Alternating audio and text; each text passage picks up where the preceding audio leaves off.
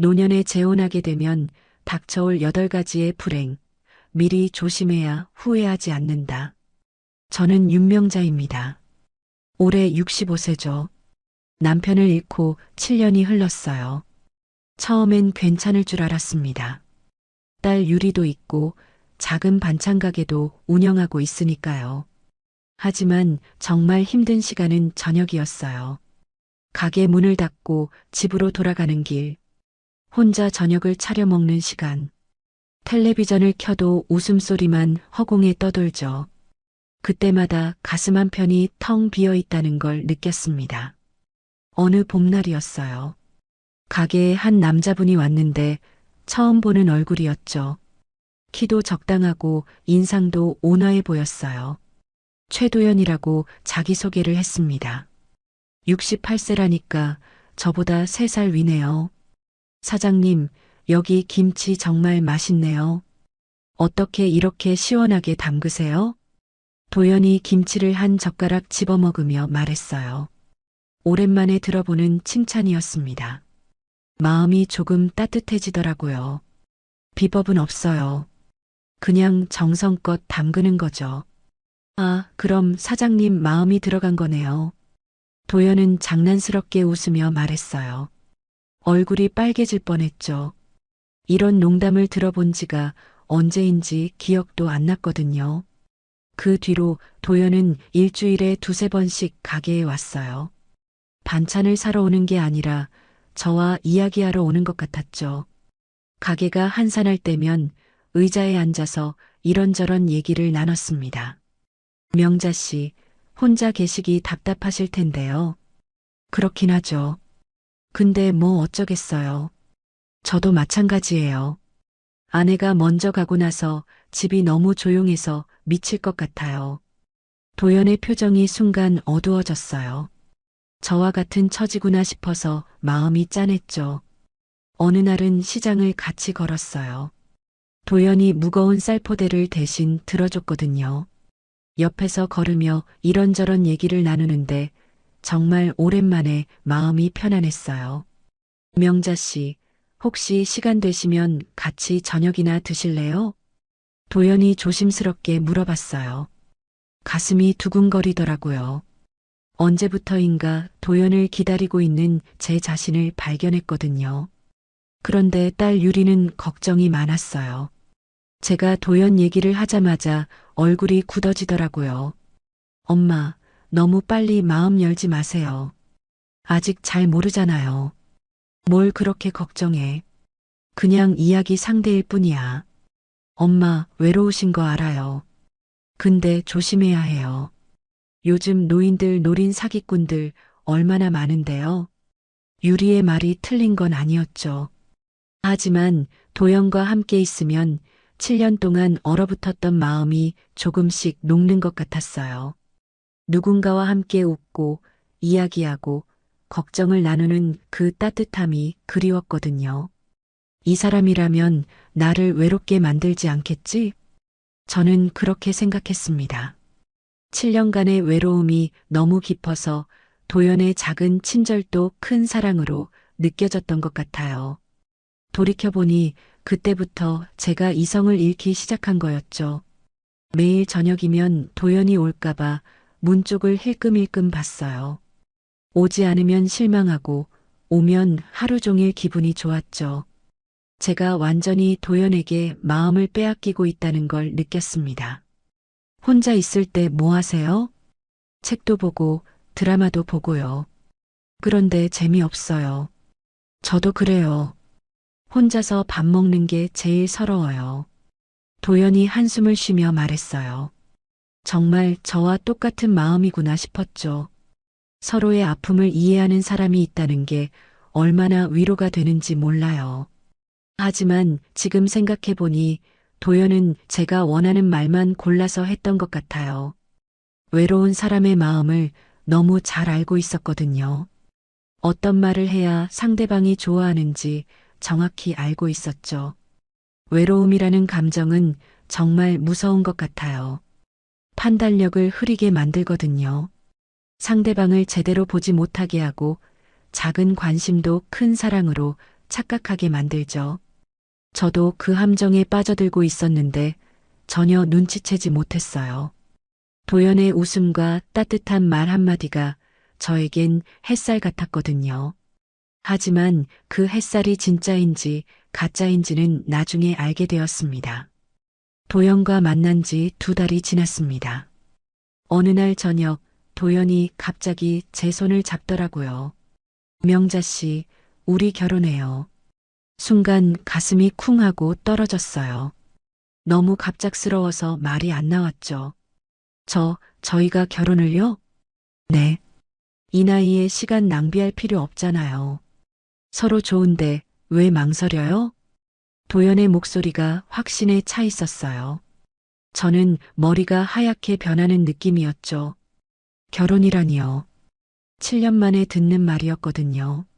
너무 빠른 게 아닐까요? 우리 서로를 아직 잘 모르잖아요. 사랑하면 되는 거지. 뭘 더 알아야 해요? 명자 씨, 혼자 사시기 힘드시죠? 도연이 제 2손을 감싸주며 말했어요. 따뜻한 손길이었죠.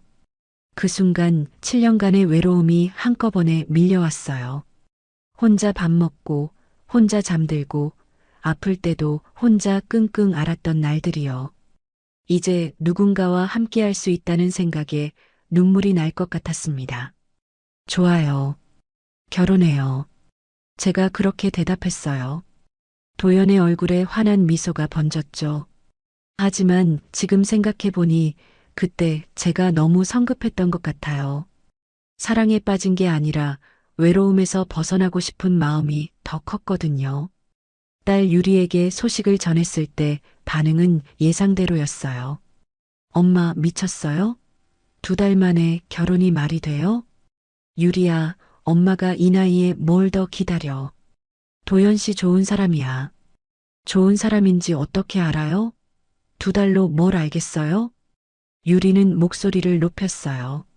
하지만 제 마음은 이미 정해져 있었죠. 누군가와 함께 살고 싶다는 마음이 모든 걸 덮어버렸거든요. 엄마 혼자 계시는 거 보기 안타까워서 그래요. 근데 너무 서두르시는 것 같아요. 걱정 마. 엄마가 판단해서 하는 일이야. 그렇게 말하긴 했지만 가슴 한편이 불안했어요. 정말 잘하는 일인지 확신이 서지 않았거든요. 하지만 이미 입 밖으로 낸 말을 되돌리기엔 너무 늦었죠. 혼인신고는 정말 간단했어요. 구청에 가서 서류 몇 장 작성하고 도장 찍으면 끝이었죠. 도연은 계속 웃고 있었는데 저는 왠지 실감이 나지 않았어요. 이제 우리 부부네요. 도연이 제 어깨에 손을 올리며 말했어요. 부부라는 말이 아직 어색했죠. 그래도 기분은 좋았어요. 오랜만에 누군가의 가족이 된다는 느낌이었거든요. 결혼식은 작게 하기로 했어요. 나이도 있고 재혼이니까 화려할 필요는 없다고 생각했거든요. 도연의 친구 몇 명과 제 딸 유리, 그리고 몇몇 지인들만 불렀습니다. 결혼식 당일 아침 거울을 보니 설레는 마음과 불안한 마음이 섞여 있더라고요. 정말 잘하는 일일까 하는 생각이 계속 머릿속을 맴돌았어요. 하지만 이미 늦었죠. 식장은 작은 웨딩홀이었어요. 화려하지 않았지만 따뜻한 분위기였죠. 도연은 정장을 입고 저를 기다리고 있었어요. 멋있어 보였습니다. 축하합니다. 새신랑 새신부. 사회자가 밝은 목소리로 말했어요. 박수 소리가 웅성웅성 들렸죠. 그 순간만큼은 정말 행복했어요. 7년 만에 느끼는 설렘이었거든요. 그런데 식이 끝나고 하객들과 인사를 나누는데 도연의 친구 중 한 명이 제게 다가왔어요. 50대 후반쯤 되어 보이는 남자분이었죠. 사모님, 처음 뵙겠습니다. 도연이 형과 오랜 친구예요. 아, 그러시군요. 앞으로 잘 부탁드려요. 도연이 형 정말 운 좋네요. 이렇게 좋은 분 만나서 말이에요. 그 친구가 웃으며 말했어요. 칭찬인 줄 알고 고맙다고 할 뻔했는데 그 다음 말이 문제였어요. 빚은 다 갚았대요? 그래도 좋은 여자 만나니까 이제 걱정 없겠네요. 순간 머릿속이 하얗게 변했어요. 빚이라고요? 도연에게 빚이 있다고요? 처음 듣는 이야기였습니다. 빚이요? 제가 어리벙벙하게 물어봤어요. 그 친구는 제 표정을 보더니 당황한 듯 했죠. 아, 혹시 모르셨나요? 아, 제가 괜한 말을 했네요. 죄송합니다. 그리고는 어색하게 웃으며 자리를 떴어요. 저는 그 자리에서 얼어버렸죠. 빚이 있다는 게 무슨 말인지 이해가 안 됐거든요. 도연에게 직접 물어보고 싶었지만 결혼식장에서는 그럴 수가 없었어요. 하객들이 있으니까요. 그래서 그냥 웃으며 넘어갔죠. 하지만 마음은 편하지 않았어요. 도연 씨, 아까 친구분이 빚 얘기를 하던데요. 집으로 돌아가는 차 안에서 조심스럽게 물어봤어요. 도연의 표정이 순간 굳어지더라고요. 아, 그게요. 예전에 사업하다가 조금 빌린 게 있었어요. 근데 다 정리했어요. 얼마나 빌리셨는데요? 별거 아니에요. 걱정 마세요. 도연은 대수롭지 않다는 듯 말했어요. 하지만 제가 보기엔 뭔가 숨기고 있는 것 같았죠. 말이 어눌하고 시선도 피하고 있었거든요. 정확히 얼마예요? 부부가 됐으니까 알아야 하는 거 아닌가요? 명자 씨, 그런 거 따지면서 살 건가요? 서로 믿고 사는 게 부부 아닌가요? 도연의 목소리가 조금 날카로워졌어요. 처음 보는 모습이었죠. 지금까지는 항상 다정했는데 말이에요. 저는 더 이상 묻지 않았어요. 결혼 첫날부터 싸우고 싶지 않았거든요. 하지만 마음 한편이 불안했습니다. 집에 돌아와서도 계속 그 친구의 말이 머릿속을 맴돌았어요. 빚이 있다면 얼마나 있는 걸까요? 왜 저에게 말하지 않았을까요? 과거에 누구라도 상처가 있지. 저도 완벽하지 않은데 뭘. 저는 스스로를 달랬어요. 도연도 사람인데 완벽할 수는 없잖아요. 사업을 하다 보면 빚을 질 수도 있는 거고요. 하지만 가슴 깊은 곳에서는 뭔가 잘못됐다는 신호가 계속 울리고 있었어요. 왜 미리 말해주지 않았을까요? 부부가 되면 모든 걸 공유해야 하는 거 아닌가요? 그날 밤 도연은 금세 잠들었어요. 하지만 저는 잠이 오지 않았죠. 천장을 보며 계속 생각했어요. 제가 너무 성급했던 건 아닐까요? 유리의 말이 자꾸 떠올랐어요. 2달로 뭘 알겠냐고 너무 서두른다고 했던 그 말이요. 이제 와서 후회해도 늦었죠. 이미 혼인신고도 하고 결혼식도 했으니까요. 옆에서 자고 있는 도연을 보니 갑자기 낯설어 보였어요. 정말 이 사람을 아는 게 맞나 싶었거든요. 빚이 얼마나 되는지, 왜 숨겼는지, 또 다른 비밀은 없는지 궁금했습니다. 결혼 첫날 밤인데 이런 생각을 하고 있는 제 자신이 한심했어요. 행복해야 할 날인데 불안하고 걱정스러웠거든요. 서두른 결혼이 이런 건가 싶었습니다. 설렘보다는 불안이 더 컸어요. 하지만 이미 시작된 일이니까 잘해보자고 마음먹었죠. 도연도 좋은 사람일 거라고 믿고 싶었거든요. 결혼한 지 1달이 지났습니다. 신혼의 달콤함은 생각보다 짧았어요. 도연과 함께 살면서 조금씩 보이기 시작한 것들이 있었거든요. 처음엔 작은 것들이었어요. 전기세, 가스비 같은 공과금을 제가 내는 게 당연하다고 여기는 모습이었죠. 명자 씨, 공과금은 명자 씨가 내시는 게 좋을 것 같은데요. 제 통장은 좀 복잡해서요. 도연이 자연스럽게 말했어요. 저는 별 생각 없이 그러라고 했죠. 부부가 됐으니까 누가 내든 상관없다고 생각했거든요. 그런데 시간이 지날수록 이상했어요. 장 보는 것도 제가 내고, 외식해도 제가 내고, 심지어 도연의 개인적인 용돈까지 제게 손을 벌리더라고요. 명자 씨, 미안한데 용돈 좀 줄 수 있어요? 친구들 만나야 하는데 지갑이 가벼워서요. 얼마나 필요해요? 10만 원만요. 나중에 갚을게요. 나중에 갚겠다는 말은 허공에 떠돌 뿐이었어요. 갚은 적이 한 번도 없었거든요. 하지만 저는 말하지 않았어요. 부부 사이에 돈 계산하고 싶지 않았거든요.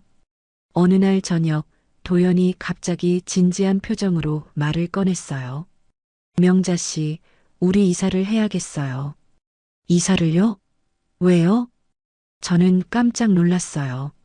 지금 살고 있는 집은 제가 7년 동안 혼자 살던 곳이었거든요.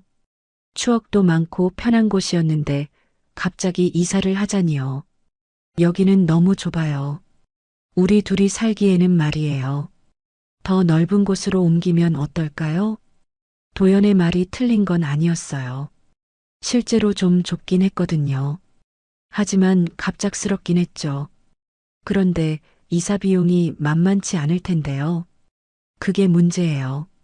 집 보증금이 부족한데요. 도연이 머뭇거리며 말했어요. 뭔가 말하고 싶은 게 있는 것 같았죠. 보증금이 얼마나 필요한데요? 5천만 원 정도요. 그런데 제 통장에는 2천만 원밖에 없어서요. 제 가슴이 철렁 내려앉았어요. 부족한 돈이 3천만 원이라니요. 그 돈을 어디서 구하겠다는 건지 궁금했습니다. 그럼 어떻게 하실 건데요? 명자 씨 명의로 하면 어떨까요? 도연이 조심스럽게 말했어요. 제 명의로 하자고요? 순간 머리가 하얗게 변했습니다. 제 명의로요? 네. 명자 씨 통장에 돈이 있으시잖아요. 그리고 명자 씨 신용도가 더 좋을 것 같은데요. 도연은 당연하다는 듯 말했어요. 하지만 저는 당황스러웠죠. 제 전 재산을 걸고 집을 구하자는 건지 확실하지 않았거든요. 잠깐 우리 같이 상의해봐요. 이런 큰 일을 갑자기 정할 수는 없잖아요. 제가 차근차근 말해보려고 했어요. 하지만 도연의 반응은 예상과 달랐습니다. 명자 씨는 정말 속 좁으시네요. 부부가 뭘 그렇게 따져요? 도연의 목소리가 싸늘해졌어요. 순간 가슴이 찌릿했죠. 속이 좁다고요? 속 좁은 게 아니라 신중하게 생각해 보자는 거예요. 그럼 명자 씨는 계속 이 좁은 집에서 살고 싶으세요? 내가 없었으면 이렇게 혼자 살았을 거예요. 도연이 차가운 표정으로 말했어요. 그 한마디가 제 가슴을 찔렀습니다. 혼자 살았을 거라는 말이요. 맞는 말이었어요. 도연이 없었다면 저는 지금도 혼자 이 집에서 외롭게 살고 있었을 테니까요. 갑자기 죄책감이 밀려왔습니다. 그런 뜻이 아니에요. 그럼 뭔 뜻이에요? 저한테는 집 한 칸 내주기도 아까우시다는 거예요? 도연의 말이 점점 날카로워졌어요. 저는 말문이 막혔죠. 정말 그런 마음은 아니었거든요. 아니에요. 그런 게 아니라 좀 더 신중하게 생각해 보자는 거였어요. 신중하게? 명자 씨는 저를 믿지 않으시는군요. 도연이 한숨을 쉬며 말했어요. 실망스럽다는 표정이었죠. 저는 더욱 당황했습니다. 믿지 않는 게 아니라요. 그럼 뭐예요? 부부가 됐는데 이것도 저것도 따지고 앉았네요. 도연은 돌아서서 침실로 들어가 버렸어요. 저는 거실에 혼자 남았죠. 가슴이 답답했어요. 정말 제가 잘못 생각한 건가요? 부부라면 당연히 함께 해야 하는 건가요? 하지만 뭔가 석연치 않았어요. 왜 하필 제 명의로 해야 하는 걸까요? 그날 밤 잠자리에서 도연은 저에게 등을 돌리고 잤어요. 화가 난 것 같았죠. 저는 잠이 오지 않았어요. 도연의 말이 계속 머릿속을 맴돌았거든요. 혼자 살았을 거라는 그 말이요. 맞는 말이었지만 왜 이렇게 마음이 아픈지 모르겠어요. 다음 날 아침 도연은 여전히 차가웠어요. 인사도 대충 하고 밥도 거의 먹지 않았죠. 도연 씨, 어제 일 때문에 화났어요? 조심스럽게 물어봤어요. 도연은 신문을 보며 대답했습니다. 화난 게 아니라 실망했어요. 명자 씨가 저를 이렇게 못 믿으실 줄은 몰랐어요. 또 실망했다는 말이에요. 가슴이 쿵 하고 내려앉았죠. 그럼 어떻게 하고 싶으세요? 명자 씨 마음대로 하세요. 저는 상관없어요. 도연은 쌀쌀맞게 말하고 나가버렸어요. 저는 혼자 남아서 계속 생각했습니다. 정말 제가 잘못 생각한 걸까요? 부부가 됐으니까 당연히 함께 해야 하는 걸까요? 하지만 마음 한편에서는 계속 경고음이 울리고 있었어요. 결국 저는 도연에게 먼저 말을 걸었어요. 도연 씨, 이야기 좀 해요. 뭔 이야기요? 어제 집 이야기 말이에요. 제가 너무 예민했나 봐요. 도연의 표정이 조금 풀렸어요. 아, 그래요? 네. 부부가 됐으니까 함께 해야죠. 제 명의로 하는 것도 괜찮아요. 저는 그렇게 말했어요. 도연은 환하게 웃으며 제 어깨를 감쌌습니다. 명자 씨, 역시 제 눈에 잘못이 없었어요. 고마워요. 그 순간은 기뻤어요. 도연이 다시 예전처럼 다정해졌거든요. 하지만 지금 생각해보니 그때부터 시작된 것 같아요. 제가 무엇을 해야 하고 무엇을 하지 말아야 하는지 도연이 정하기 시작한 거죠. 저는 도연의 기분을 맞춰가며 살게 되었습니다. 돈 문제는 그 이후로 계속 반복됐어요. 이것 좀 사야겠다. 저것 좀 필요하다. 늘 제게 손을 벌렸죠. 그리고 제가 망설이면 똑같은 말을 했어요. 내가 없었으면 혼자 살았을 거 아니에요? 그 말 한마디면 저는 아무 말도 할 수 없었어요. 정말 그랬으니까요. 도연이 없었다면 저는 지금도 혼자였을 테니까요. 사랑보다 돈이 먼저가 되어버렸어요. 무엇을 하든 돈 이야기가 먼저 나왔고 제 지갑에서 돈이 나가는 건 당연한 일이 되었죠. 저는 그때부터 경제적으로 도연에게 끌려다니기 시작했습니다. 사랑하는 마음보다 죄책감이 더 컸거든요. 그리고 그 죄책감이 저를 올가매기 시작했어요. 결혼한 지 3달째 되던 어느 날 도연이 갑자기 말했어요. 명자 씨, 아들이 내일 인사하러 온대요. 아들이요? 저는 깜짝 놀랐어요. 도연에게 아들이 있다는 건 알고 있었지만 직접 만날 거라곤 생각 못 했거든요. 최경수라고 해요. 42살이고 사업을 하고 있어요. 도연은 자랑스러운 표정으로 말했어요. 하지만 왜인지 마음이 편하지 않았죠. 갑자기 만나자는 게 조금 이상했거든요. 다음 날 저녁 초인종이 울렸어요. 도연이 문을 열자 키가 큰 남자가 들어왔습니다. 최경수였어요. 아버지, 안녕하세요. 경수는 도연에게 인사하고 저를 쳐다봤어요. 첫인상은 나쁘지 않았죠. 정장을 깔끔하게 입고 있었고 인사성도 밝았어요. 안녕하세요. 아버지 얘기 많이 들었어요. 아, 그래요? 처음 뵙겠습니다. 저는 어색하게 인사했어요. 도연의 아들을 만나니까 긴장되더라고요. 커피 드릴까요? 아, 네. 감사합니다. 경수는 소파에 앉으며 집안을 둘러봤어요. 뭔가 평가하는 듯한 시선이었죠. 집이 아늑하네요. 아버지가 여기서 편하게 지내시는 것 같아요. 그럼요. 명자 씨가 정말 잘해주셔서요. 도연이 흐뭇하게 말했어요. 저는 커피를 내오며 들었는데 기분이 좋았죠. 그런데 경수의 다음 말이 조금 이상했어요. 아버지, 혹시 새로 사업 계획은 없으세요? 사업이요? 아니요. 이 나이에 무슨 사업을 해요? 요즘 좋은 기회가 많던데요. 투자만 하면 수익이 괜찮은 것들이 있어요. 경수가 의미심장하게 말했어요. 저는 커피잔을 내려놓으며 들었는데 왜 갑자기 사업 이야기가 나오는지 궁금했죠. 경수는 사업이 어때요? 잘 되고 있어요? 제가 물어봤어요. 경수의 표정이 순간 굳어지더라고요. 아, 네. 그런데 요즘 투자할 곳을 찾고 있어서요. 투자요? 네. 좋은 기회가 있는데 자금이 좀 부족해서요. 경수는 도연을 쳐다보며 말했어요. 도연도 뭔가 알아듣는 표정이었죠. 그때 문득 불안한 느낌이 들었어요. 혹시 돈 이야기를 하러 온 건 아닐까 싶었거든요. 어떤 사업인데요? 온라인 쇼핑몰이에요.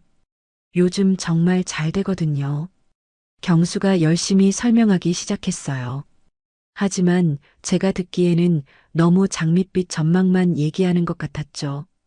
그런데 자금이 얼마나 필요한데요? 5천만 원 정도면 충분해요. 6개월 후면 2배로 불어날 거예요. 경수의 말에 도연이 관심 있는 표정을 지었어요. 하지만 저는 걱정이 되더라고요. 그런 사업이 그렇게 확실한가요? 제가 조심스럽게 물어봤어요. 경수는 잠시 멈칫하더니 웃으며 말했습니다. 물론이죠. 어머니, 저를 믿으셔도 돼요. 어머니라고 부르더라고요. 처음 만났는데 벌써 어머니라니요. 뭔가 어색했어요. 어머니라고 불러도 될까요? 아버지가 행복해 보이시니까요. 경수가 웃으며 말했어요. 나쁜 의미는 아닌 것 같았는데 왜인지 마음이 편하지 않았죠. 아직은 좀 어색해요. 제가 솔직하게 말했어요. 경수는 당황한 것 같았지만 금세 웃었습니다. 아, 그렇죠. 시간이 지나면 괜찮아질 거예요. 그 후로 경수는 계속 사업 이야기를 했어요. 얼마나 좋은 기회인지 놓치면 안 된다는 식으로 말이에요. 아버지, 한번 투자해 보시는 게 어때요? 글쎄, 돈이 있어야 투자하지. 도연이 난처한 표정으로 말했어요. 그때 경수가 저를 쳐다봤습니다. 어머니는 어떻게 생각하세요?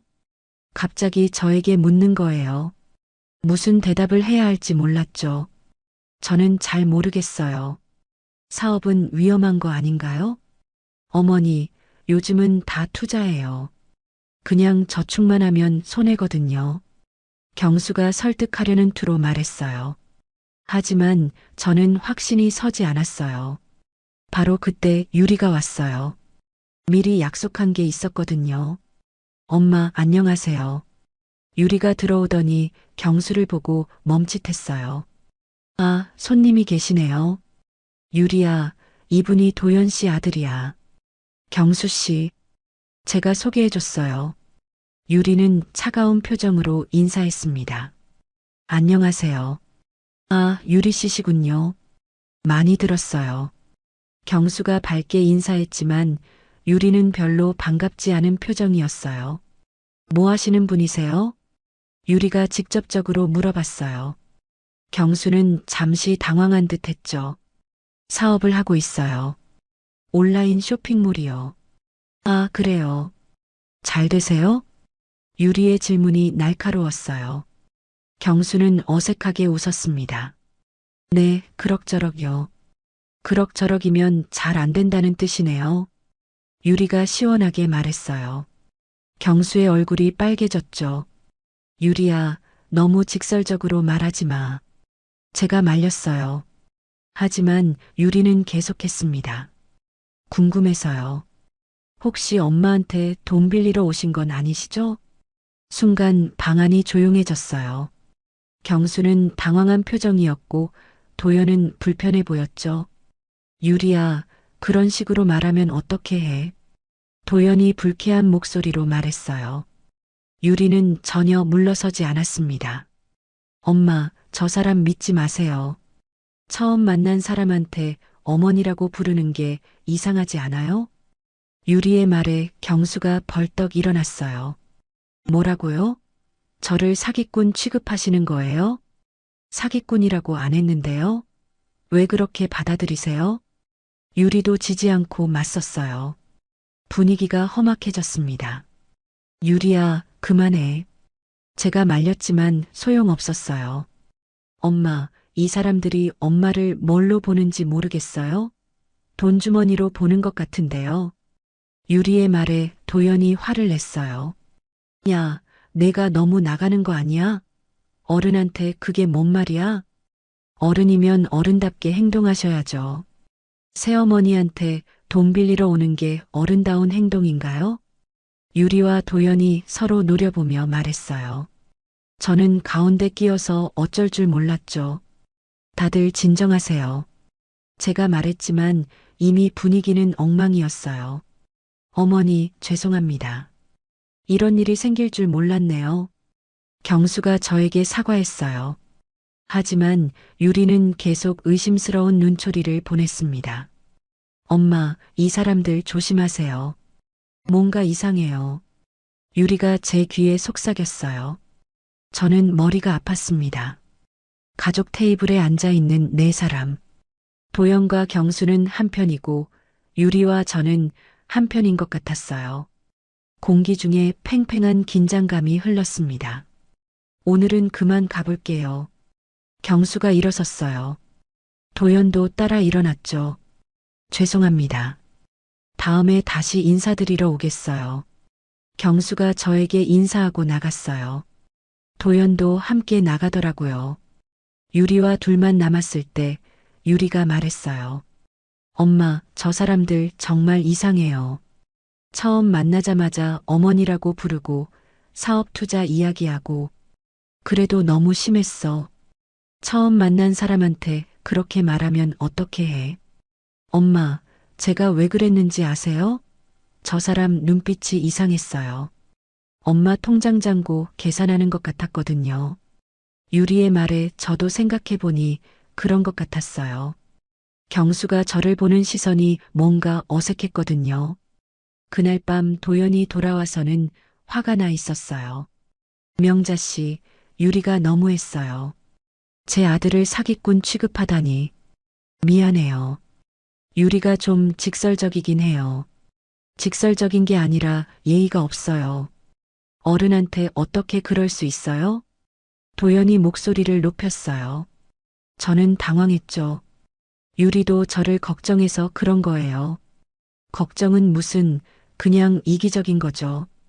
어머니 재산 뺏길까봐 그러는 거 아니에요? 도연의 말에 가슴이 찔렸어요. 정말 유리가 그런 마음일까요? 노년의 재혼이 이런 건가 싶었어요. 서로의 자녀들이 경계하고 의심하고 자기 몫을 지키려고 하는 거 말이에요. 두 집안의 전쟁 같았습니다. 결혼한 지 넉 달째 저는 점점 이상한 걸 느끼기 시작했어요. 도연이 자꾸 전 부인 이야기를 하기 시작한 거예요. 처음엔 별 생각 없었어요. 40년을 함께 산 사람인데 추억이 있는 게 당연하잖아요. 하지만 시간이 지날수록 그 이야기들이 저를 짓누르기 시작했습니다. 명자 씨, 깍두기 좀 다시 해주실 수 있어요? 어느 날 저녁 도연이 말했어요. 제가 담근 깍두기를 먹으며 말이에요. 왜요? 맛이 이상해요? 아니에요. 그냥 좀 다르게 해보시면 어떨까 해서요. 어떻게 다르게요? 전처는 깍두기를 각 맞춰 썰었거든요. 정말 네모 반듯하게 말이에요. 도연이 웃으며 말했어요. 하지만 제 가슴은 철렁 내려앉았죠. 아, 그래요? 네. 보기에도 예뻤어요. 명자 씨도 그렇게 해보시면 어떨까요? 도연은 자연스럽게 말했지만 저는 기분이 이상했어요. 왜 굳이 전 부인 이야기를 하면서 제게 똑같이 하라고 하는 걸까요? 네, 다음엔 그렇게 해볼게요. 억지로 웃으며 대답했어요. 하지만 마음이 편하지 않았죠. 그 다음 날부터 저는 깍두기를 자로 재듯이 네모 반듯하게 썰었어요. 도연이 원하는 대로 말이에요. 하지만 왜 이런 걸 해야 하는지 모르겠더라고요. 며칠 후에는 또 다른 이야기였어요. 명자 씨, 오늘 반찬 가게에서 손님이 뭐라고 했어요? 그냥 맛있다고 했어요. 아, 그래요? 전처는 사람 상대를 기가 막히게 했어요. 또 전처 이야기였어요. 제 가슴이 답답해졌습니다. 어떻게요? 손님이 오면 항상 웃으면서 이런저런 안부도 묻고 서비스도 해주고 그랬어요. 그래서 단골들이 정말 많았거든요. 도연이 그리운 듯 말했어요. 저는 점점 작아지는 느낌이었죠. 저도 그렇게 하려고 노력하는데요. 아, 물론이에요. 명자 씨도 잘하고 계시죠. 그냥 참고로 하시라고요. 도연은 대수롭지 않다는 듯 말했지만 저는 상처받았어요. 제가 손님 응대를 제대로 못한다는 뜻 같았거든요. 그날 밤 잠자리에서도 전처 이야기가 나왔어요. 전처는 잠들 때까지 제 등을 쓸어줬어요. 그럼 정말 편안하게 잠들었거든요. 도연이 누워서 말했어요. 저는 할 수 없이 도연의 등을 쓸어줬죠. 하지만 마음은 복잡했어요. 왜 자꾸 전 부인과 비교하는 걸까요? 저는 전 부인이 아닌데 똑같이 하라고 하는 것 같았거든요. 도연 씨, 전처 이야기를 자꾸 하시네요. 조심스럽게 말해봤어요. 도연은 잠시 멈칫하더니 돌아봤습니다. 아, 그래요? 미안해요. 워낙 오래 살았던 사람이라 그런가 봐요. 괜찮아요. 그런데 저는 전처와 다른 사람이에요. 당연히 알고 있어요. 명자 씨만의 매력이 있으시잖아요. 도연이 웃으며 말했지만 진심 같지 않았어요. 오히려 더 많은 전처 이야기를 하기 시작했거든요. 전처는 아침밥을 꼭 차려줬어요. 된장찌개에 계란 후라이, 김치. 정말 정성스럽게 말이에요. 도연이 아침상을 보며 말했어요. 저는 빵과 커피를 준비했는데 불만스러운 모양이었죠. 제가 아침에 밥 해드릴까요? 아니에요. 그냥 생각난 거예요. 도연은 그렇게 말했지만 다음 날부터 저는 아침밥을 차렸어요. 된장찌개에 계란 후라이, 김치까지 말이에요. 전처가 했던 것처럼요. 전처는 청소를 정말 깨끗하게 했어요. 구석구석 먼지 하나 없이 말이에요. 전처는 빨래도 참 잘했어요. 흰 옷이 정말 하얗게 나왔거든요. 전처는 설거지할 때 그릇을 반짝반짝하게 닦았어요. 하루도 빠짐없이 전처 이야기였어요. 저는 점점 지쳐갔습니다. 마치 전처의 유령이 우리 집에 살고 있는 것 같았어요. 제가 뭘 해도 전처와 비교당했거든요. 도연 씨, 저는 전처가 아니에요. 어느 날 참다 못해 말했어요. 도연은 놀란 표정을 지었습니다. 갑자기 왜 그래요? 매일 전처 이야기만 하시잖아요. 저는 전처처럼 할 수 없어요. 제 목소리가 떨렸어요. 도연은 잠시 생각하더니 말했습니다. 명자 씨, 제가 그랬나요? 전혀 그런 의도가 아니었는데요. 하지만 저는 그렇게 느껴져요. 미안해요. 앞으로 조심할게요. 도연이 사과했어요. 하지만 전처 이야기는 멈추지 않았습니다. 전처는 감기 걸렸을 때 죽을 정말 맛있게 끓였어요. 전처는 손님 접대를 정말 잘했어요. 전처는 옷 입는 센스가 정말 좋았어요. 끝이 없었어요. 저는 점점 말수가 줄어갔습니다.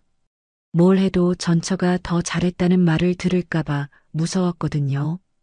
가게에서도 손님들에게 어떻게 응대해야 할지 자신이 없어졌어요. 전처처럼 기가 막히게 하려면 어떻게 해야 하는지 몰랐거든요. 집에서도 마찬가지였어요. 청소를 해도 요리를 해도 빨래를 해도 늘 전처 생각이 났습니다. 전처는 더 잘했을 거라는 생각이 계속 들었어요. 전처는 화를 한 번도 안 냈어요. 항상 웃고 있었거든요. 도연이 제가 짜증난 표정을 보이자 말했어요. 그 말에 저는 완전히 무너졌습니다. 죄송해요. 제가 고개를 숙이며 사과했어요. 전처는 화도 안 냈다는데 저는 짜증까지 내고 있으니까요.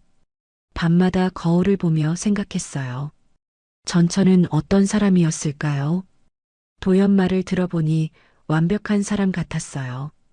요리도 잘하고 청소도 잘하고 사람도 잘 사귀고 화도 안 내고 저는 전처와 비교해서 모든 게 부족해 보였어요.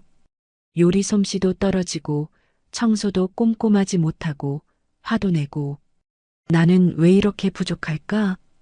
혼자 중얼거리며 한숨을 쉬었어요. 전처는 죽은 사람인데 살아있는 저보다 더 강력했어요.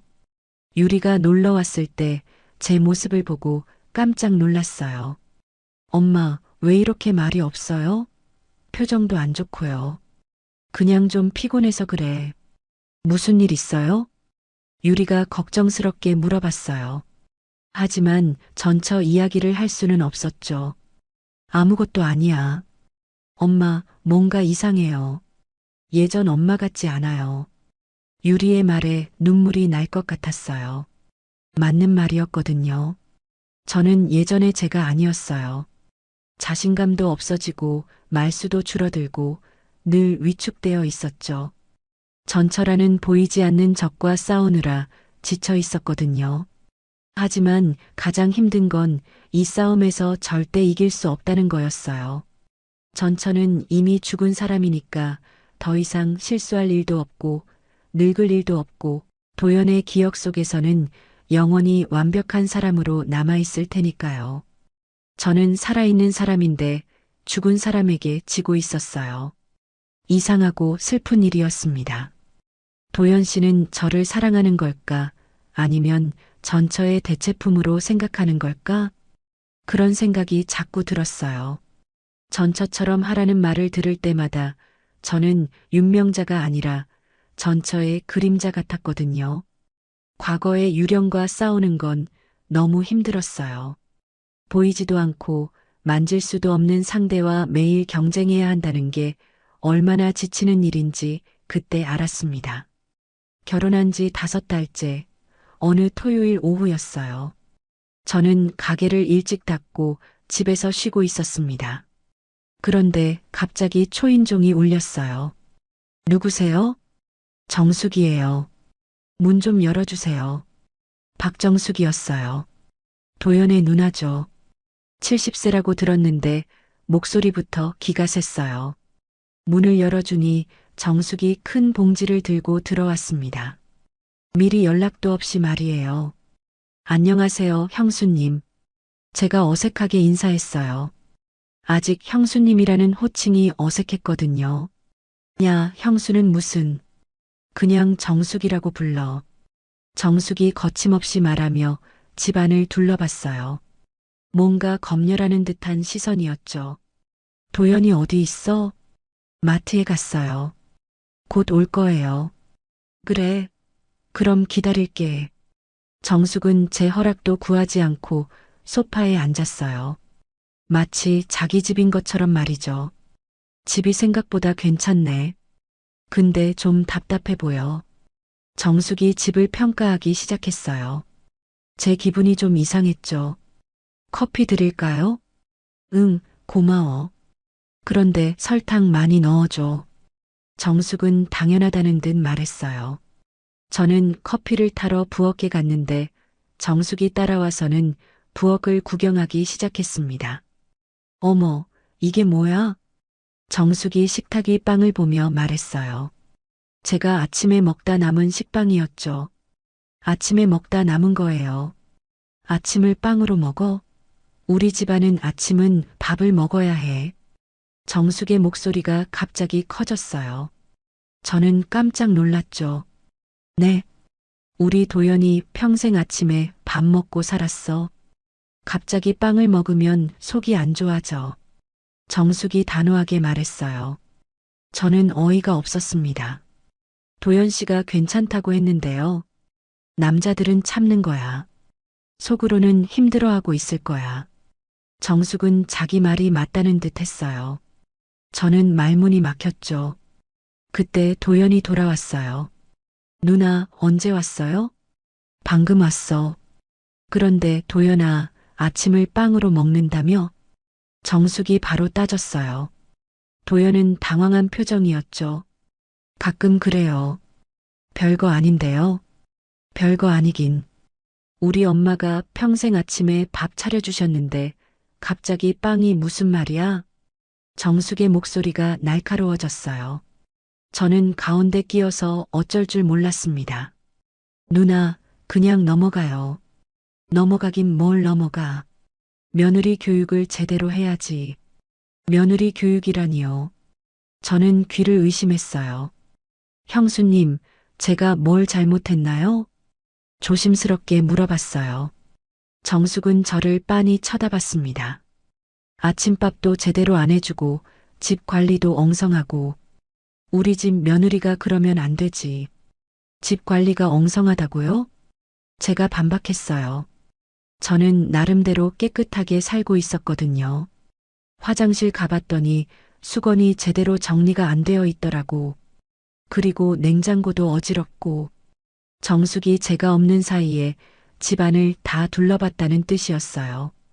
어이가 없었죠. 누나, 그런 건 저희가 알아서 할게요. 도연이 말했지만 정숙은 물러서지 않았어요.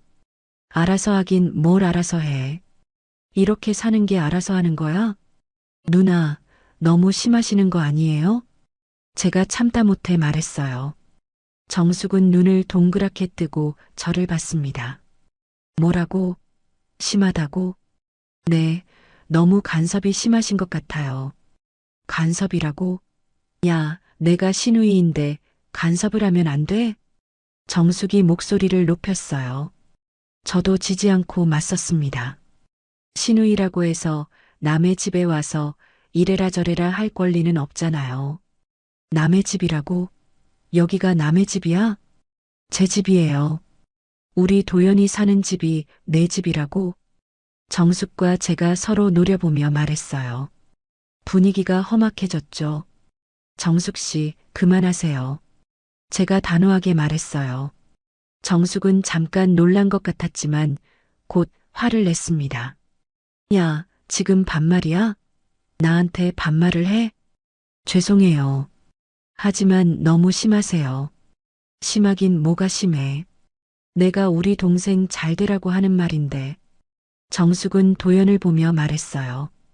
도연아, 내 와이프가 나한테 이래도 되는 거야? 도연은 난처한 표정이었어요. 저는 도연이 제 편을 들어주길 바랐습니다. 누나, 명자 씨도 기분이 나쁘실 만해요. 기분이 나쁘긴 뭐가 나빠. 시누이가 조언해 주는 건데. 조언이 아니라 간섭이에요. 제가 다시 말했어요. 정숙은 완전히 화가 났습니다. 야, 지금 내가 간섭한다는 거야? 네, 맞아요. 제 사생활에 간섭하고 계세요. 사생활이라고? 부부가 어떻게 사는지 보는 게 사생활 간섭이야? 정숙과 저는 계속 말다툼을 했어요. 도연은 가운데서 어쩔 줄 몰라 했죠. 그만해요, 둘 다. 도연이 말렸지만 이미 늦었어요. 도연아, 내가 정말 이 여자 편들 거야? 정숙이 도연에게 따졌어요. 도연은 잠시 고민하는 것 같았습니다. 누나, 명자 씨가 틀린 말은 아니에요. 좀 심하게 말씀하신 것 같아요. 도연이 제 편을 들어줬어요. 저는 안도했죠. 하지만 정숙은 더욱 화가 났습니다. 그래, 결혼하더니 누나도 모르는구나. 좋아, 알았어. 정숙은 봉지를 들고 일어났어요. 앞으로 신경 안 쓸게. 어떻게 살든 네 알아서 해. 그리고는 쾅 하고 문을 닫고 나갔어요. 집안이 조용해졌습니다. 명자 씨, 괜찮아요? 도연이 저에게 물어봤어요. 저는 가슴이 두근거렸죠. 네, 괜찮아요. 하지만 마음은 편하지 않았어요. 앞으로도 정숙이 이런 식으로 간섭할 것 같았거든요. 며칠 후 정숙이 다시 왔어요. 이번에는 도연이 있을 때였죠. 도연아, 형수는 어디 있어? 가게에 갔어요. 그래. 그럼 잠깐 이야기 좀 하자. 정숙은 도연과 둘이 오랫동안 이야기했어요. 제가 집에 돌아왔을 때는 정숙이 가고 없었죠. 뭘 이야기했어요? 제가 물어봤어요. 도연은 어색한 표정이었습니다. 그냥 이런저런 이야기요. 정숙 씨가 또 저에 대해 뭐라고 했죠? 아니에요. 별 이야기 안 했어요. 도연이 말을 아꼈어요. 하지만 분명히 제 이야기를 했을 거예요. 그날 저녁 도연의 태도가 조금 달랐어요. 명자 씨, 누나 말이 아주 틀린 건 아닌 것 같아요. 무슨 말이요? 아침에 밥을 먹는 게 좋을 것 같아요. 지금까지 괜찮다고 하셨잖아요. 그냥 말 안 한 거예요. 사실 좀 아쉬웠어요. 도연이 솔직하게 말했어요. 저는 배신감을 느꼈습니다. 그럼 처음부터 그렇게 말씀하시지. 왜 괜찮다고 하셨어요? 명자 씨가 힘들까 봐서요. 그런 식으로 배려하지 마세요. 솔직하게 말씀해 주세요. 제가 화내며 말했어요. 도연은 난처한 표정이었죠. 그럼 앞으로 아침에 밥 해주실 수 있어요? 네, 하겠어요. 억지로 대답했어요. 하지만 마음은 편하지 않았습니다. 그 다음부터 정숙의 간섭은 계속됐어요. 집에 올 때마다 이것저것 지적했죠. 설거지를 이렇게 하면 안 돼. 뜨거운 물로 해야지. 청소는 이런 식으로 해야 돼. 반찬은 이렇게 만들어야 맛있어. 끝이 없었어요. 제가 힘들다고 도연에게 말하면 도연은 이렇게 말했어요. 그냥 좀 맞춰줘요. 누나도 좋은 뜻에서 하는 말이에요. 좋은 뜻이라고요? 저는 점점 제 공간에서 쫓겨나는 기분이었어요. 정숙은 제가 하는 모든 일에 간섭했고 도연은 그런 정숙의 편을 들었어요. 저는 제 집에서도 자유롭지 못했습니다. 두 사람이 대화할 때마다 다툼이 되었어요. 제가 뭔가 요청하면 도연은 누나 이야기를 꺼냈고 저는 지쳤습니다. 제 자율성은 점점 무너져 갔어요. 무엇을 해야 하고 무엇을 하지 말아야 하는지 모두 다른 사람들이 정했거든요. 정서적으로도 통제받는 느낌이었어요. 제 감정이나 의견은 중요하지 않았고 시댁의 방식에 맞춰야 한다는 압박만 있었죠. 저는 점점 숨이 막혀갔습니다. 결혼한 지 6달이 지났을 때였어요. 도연이 갑자기 배가 아프다며 병원에 가자고 했습니다. 명자 씨, 배가 너무 아파요. 병원에 가봐야겠어요. 어디가 아파요? 오른쪽 배가 콕콕 쑤셔요. 어제부터 계속 그랬어요. 도연의 얼굴이 창백해 보였어요. 저는 급하게 택시를 불러서 병원으로 갔습니다. 응급실에서 여러 검사를 받았어요. 의사 선생님이 나와서 말씀하시는데 표정이 심각했습니다. 담낭에 문제가 있습니다. 수술이 필요해요. 수술이요? 제가 깜짝 놀라며 물어봤어요. 도연도 당황한 표정이었죠. 네, 담낭 절제술을 해야 합니다. 미루면 더 위험해질 수 있어요. 의사 선생님의 말에 머리가 하얗게 변했어요. 갑작스러운 수술이라니요. 언제 해야 하나요? 빠를수록 좋습니다. 내일 오전에 하면 어떨까요? 내일이요? 너무 급작스러웠어요. 하지만 의사 선생님 말씀이니 어쩔 수 없었죠. 입원 수속을 밟고 병실에 올라갔어요. 도연은 침대에 누워서 힘들어했습니다. 명자 씨, 수술 무서워요. 괜찮을 거예요. 의사 선생님이 잘해주실 거예요. 저는 도연을 위로했어요. 하지만 제 마음도 불안했죠. 그런데 문제는 수술비였어요. 간호사가 와서 설명해 주는데 생각보다 많이 나왔습니다. 수술비하고 입원비 합쳐서 800만 원 정도 나올 것 같아요. 800만 원이라니요. 적지 않은 돈이었어요. 보험은 얼마나 나와요? 실비보험 가입하셨으면 70% 정도 나올 거예요. 도연이 실비보험에 가입했는지 확인해 봤어요. 다행히 가입되어 있었지만 그래도 200만 원은 저희가 내야 했습니다.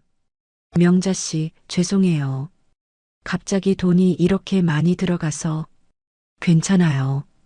건강이 우선이죠. 저는 그렇게 말했지만 걱정이 됐어요. 제 적금을 깨야 할 것 같았거든요. 수술은 다행히 잘 끝났어요. 하지만 그때부터가 진짜 힘든 시간이었습니다. 도연은 수술 후 회복이 생각보다 더뎠어요. 나이가 있다 보니까 그런가 봐요. 명자 씨, 물 좀 주세요. 명자 씨, 이불 좀 덮어주세요. 명자 씨, 등 좀 긁어주세요.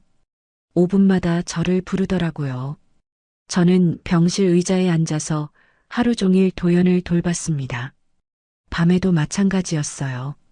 도연이 아프다고 하면 간호사를 불러야 하고 화장실 갈 때도 부축해야 하고 명자 씨, 잠깐 나가서 쉬세요. 제가 할게요. 간호사분이 말씀해 주셨지만 도연이 놔주지 않았어요. 아니에요. 명자 씨가 있어야 안심이 돼요. 결국 저는 병실 의자에서 잠을 청해야 했어요. 목도 아프고 허리도 아팠지만 어쩔 수 없었죠. 3일째 되던 날 정말 힘들었어요. 제대로 잠도 못 자고 계속 서 있다 보니까 다리도 부어올랐어요. 명자 씨, 죽 좀 사와 주세요. 병원 음식은 맛이 없어서 못 먹겠어요. 도연이 또 심부름을 시켰어요. 저는 지쳤지만 밖으로 나갔습니다. 죽집에서 죽을 사오는 길에 갑자기 울음이 나올 것 같았어요. 왜 이렇게 힘든지 모르겠더라고요. 병원복도 의자에 잠깐 앉아서 쉬었어요. 다른 보호자분들도 지친 표정이셨지만 저만큼 힘들어 보이지는 않았어요. 왜 내 노년이 타인을 돌보느라 끝나버리는 거지. 혼자 중얼거렸어요. 정말 그런 기분이었거든요. 결혼하기 전엔 제 시간이 있었어요. 가게 일하고 유리와 만나고 친구들과 수다도 떨고. 그런데 이제는 온종일 도연 돌보기만 하고 있었어요. 할머니, 괜찮으세요? 옆에 앉아있던 젊은 여자분이 걱정스럽게 물어봤어요. 아, 네. 괜찮아요. 많이 힘들어 보이시네요. 누구 간병하세요? 남편이에요. 아, 그러시구나. 저도 아버지 간병하고 있어요. 정말 힘들죠. 그 여자분도 지쳐 보였어요. 하지만 제게는 친정아버지를, 저는 재혼한 지 6개월도 안 된 남편을 돌보고 있다는 게 달랐어요. 병실로 돌아가니 도연이 짜증을 내고 있었어요. 명자 씨, 어디 갔다 왔어요? 1시간이나 걸렸잖아요. 죽 사러 갔다 왔어요. 1시간씩이나 걸릴 일이에요? 저 혼자 얼마나 불안했는지 알아요? 도연의 말에 짜증이 났어요. 제가 쉬고 싶어서 나간 게 아니라 도연이 시켜서 나간 건데 말이에요. 미안해요. 사람이 많아서 늦었어요. 참고 사과했어요. 싸우고 싶지 않았거든요. 일주일이 지나도 도연은 퇴원하지 못했어요. 회복이 더디다는 게 의사 선생님 말씀이었죠. 그 일주일 동안 저는 집에 한 번도 못 갔어요. 가게도 문 닫아야 했고요. 명자 씨, 집에 가서 쉬세요. 아니에요. 괜찮아요. 정말 괜찮아요? 너무 무리하시는 것 같은데요. 의사 선생님이 걱정해 주셨지만 도연이 제가 없으면 안 된다고 했어요. 당신밖에 없잖아요. 도연이 당연하다는 듯 말했어요. 그 말에 가슴이 철렁했습니다. 당신밖에 없다고요? 정말 저밖에 없는 건가요? 도연에게는 아들 경수도 있고 누나 정숙도 있잖아요. 경수 씨나 정숙 씨는 안 와요? 조심스럽게 물어봤어요. 경수는 바빠서 못 오고 누나는 나이가 많아서 힘들어요. 그렇다고 하니 할 말이 없었어요. 결국 저만 있는 거였죠. 하지만 뭔가 이상했어요. 아들이 아버지 수술했는데 한 번도 안 온다는 게 말이 되나요? 정숙도 그렇고요. 한 번 정도는 와야 하는 거 아닌가요? 괜찮아요. 명자 씨가 있으니까요. 도연은 대수롭지 않게 말했어요. 마치 제가 간병하는 게 당연한 것처럼요. 그때 깨달았어요. 저는 도연에게 사랑받는 아내가 아니라 간병인 같은 존재구나 싶었거든요. 사랑한다면 이렇게 힘들게 하지 않을 텐데요. 한 번이라도 힘들면 쉬라고 말해줄 텐데요. 하지만 도연은 그런 말 한 번 안 했어요. 오히려 당신밖에 없다며 더 많은 걸 요구했죠. 명자 씨, 발 좀 주물러 주세요. 명자 씨, 머리 좀 감겨 주세요. 명자 씨, 옷 좀 갈아입혀 주세요. 끝이 없었어요. 저는 24시간 도연의 시중을 들어야 했습니다. 2주째가 되었을 때 저는 정말 한계였어요. 몸도 아프고 정신적으로도 지쳤어요. 도연 씨, 제가 너무 힘들어요. 하루만이라도 쉴 수 없을까요? 명자 씨, 조금만 참아요. 곧 퇴원할 거예요. 언제 퇴원해요? 의사 선생님이 일주일 더 봐야 한다고 하셨어요. 일주일 더라니요. 저는 정말 쓰러질 것 같았어요.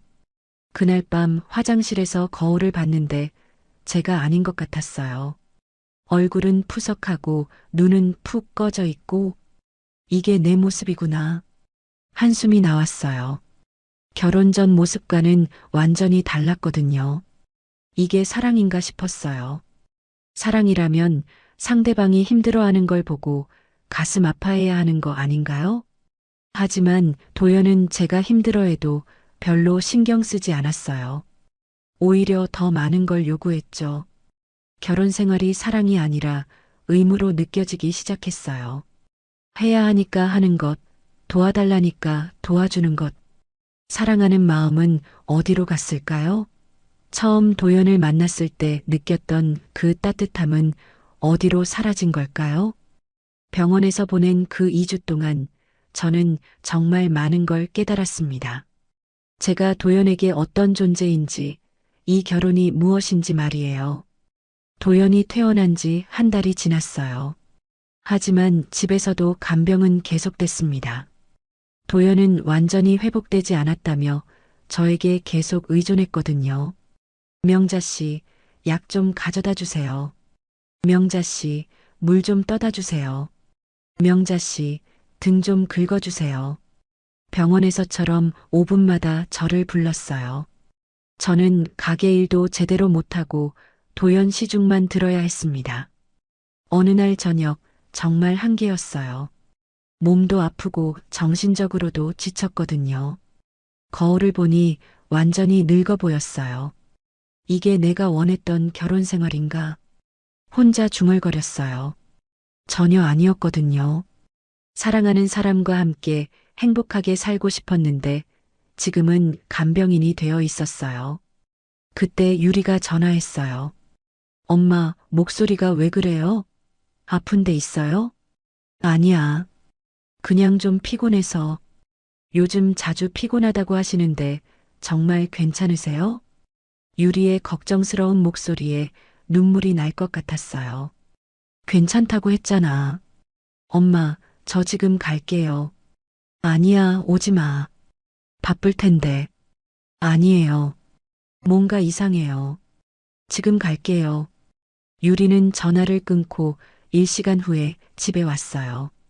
제 모습을 보더니 깜짝 놀라더라고요. 엄마, 왜 이렇게 말랐어요? 얼굴도 완전히 달라졌어요. 그래, 별로 안 달라진 것 같은데. 아니에요. 완전히 달라졌어요. 무슨 일 있어요? 유리가 심각한 표정으로 물어봤어요. 저는 더 이상 참을 수 없었습니다.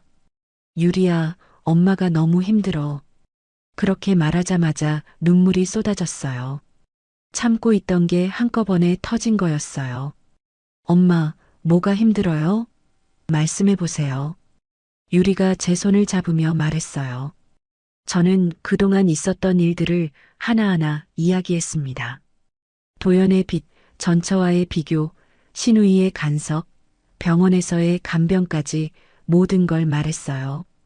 유리는 점점 화가 나는 표정이었어요. 엄마, 이게 결혼이에요? 이건 착취잖아요. 착취라니, 그렇게 말하지 마. 아니에요. 정말 착취예요.